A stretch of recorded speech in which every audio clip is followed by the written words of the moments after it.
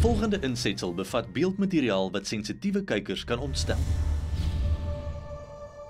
Deur die eeue heen geniet perde hoë aansien by mense, maar ponies word dikwels uit die lofliedere gelos.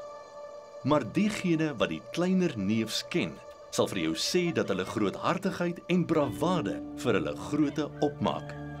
Karen Rademeier se pony, Cody, moes onlangs sy staal wys en die klein Huns en sy mens het die onmoontlike aangedurf.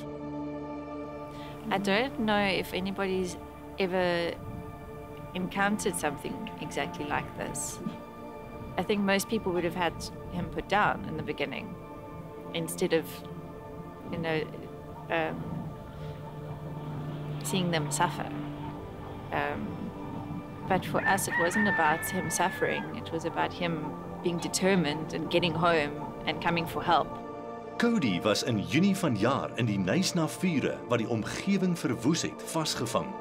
Soos duisende ander mense moes Karen en haar gesin vir 'n lewensvlug en om 14 gespanne perde en ponies tussen warm vlamme in perdebokse te probeer kry, was 'n amper onmoontlike taak.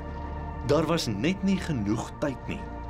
Noodgedwonge is Cody, 4 ander ponies en 1 perd oor die pad gejaag in 'n groot ongebrande plantasie in. The fire was coming towards town at that stage, and we didn't expect the wind to turn and jump the road and then burn that plantation as well. And it burnt for about 4 days. Die perd, Simmer, is dadelik opgespoor, ongedeerd, maar paniekbevange. 'n Groot soektog is vir die res van die diere geloods en na 2 weke is al wat Karen hulle kon vind, 2 rye spore. Daar was nie 'n pony in sig nie, maar toe begin Karen se foon onophoudelik lui.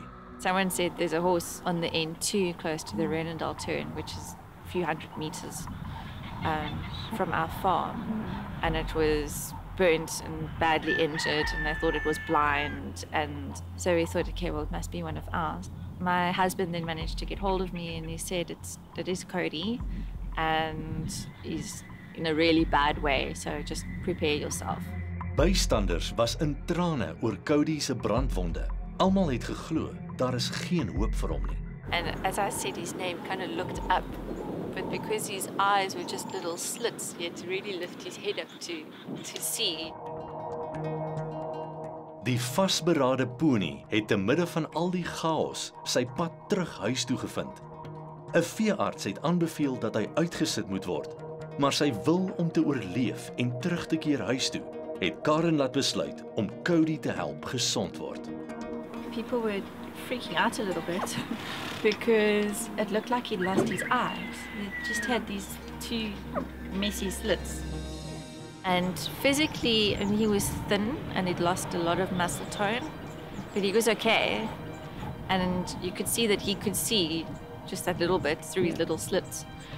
And especially these areas where it's still pink, those were the places that were the worst infected.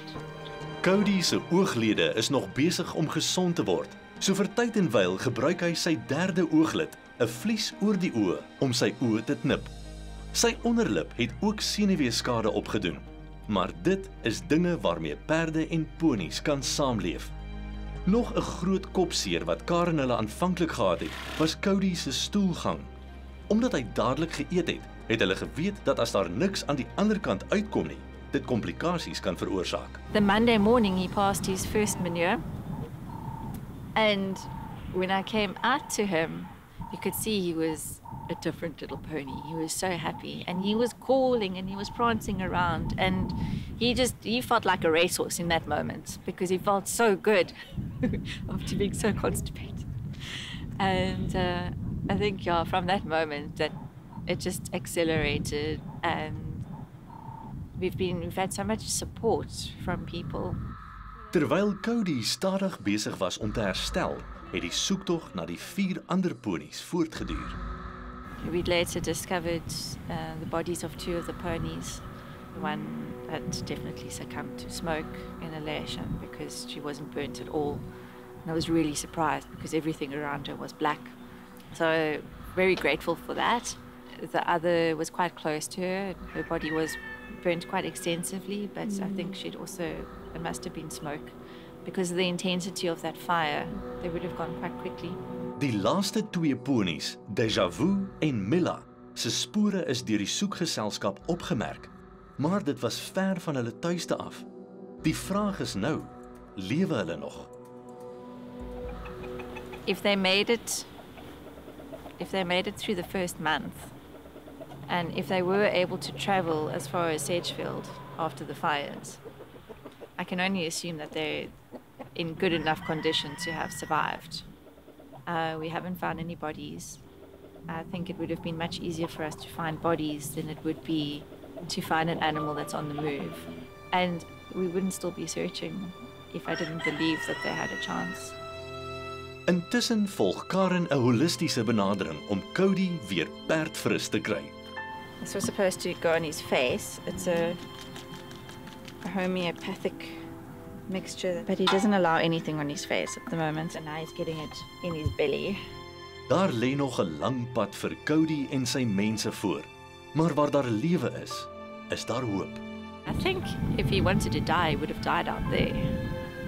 And I don't think giving up is in his vocabulary, so it's not in ours either. Cody se dapperheid het vinnig in die media versprei. En waar so baie mense se drome deur die vlamme verskroei is, het die klein pony met die reuse hart 'n simbool van hoop vir almal geword.